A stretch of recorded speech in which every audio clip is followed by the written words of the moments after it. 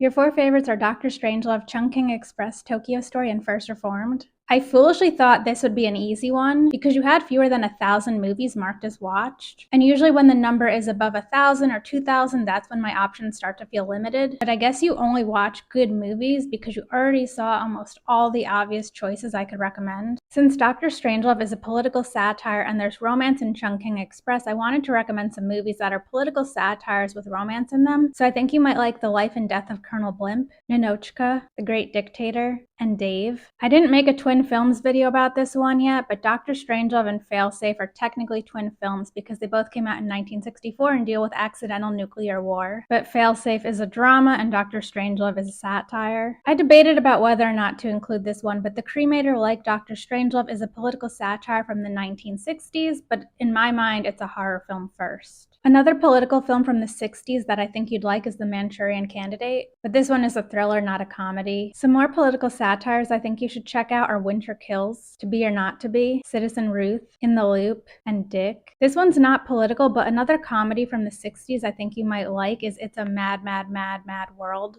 Dr. Strangelove takes place during the Cold War, and so does The Third Man, and your Letterboxd profile picture is of Orson Welles, and this is my favorite Orson Welles performance. I think Godar's films had an influence on Chungking Express, and you already saw Breathless, so I think you should check out Pierre Le Fou because it feels somewhat similar in tone to Chungking Express. Goodbye Dragon Inn comes to mind when I think of Chungking Express because of the way different characters' lives intersect. Three Times also comes to mind because it tells multiple stories about love. One of my top 10 favorite films of all time, Make Way for Tomorrow, inspired Ozu to make Tokyo Story. And when I think of Ozu, I tend to think of Koreeda not just because they're both Japanese filmmakers, but more for the way they both depict family in their films. So I think you should check out Nobody Knows and Still Walking. But two other movies that came to mind that I think you might like are Yi Yi and The Story of the Last Chrysanthemum. Since you like First Reformed, I think you'd like Diary of a Country Priest because it's part of the priest questioning his faith cinematic universe. And obviously Winter Light was the first movie I thought of, but you already saw that one. I also think you'd like The Sacrifice and The Last Temptation of Christ, which, like First Reformed, was written by Paul Schrader. Speaking of which, happy 69th birthday to Willem Dafoe, aka Jesus.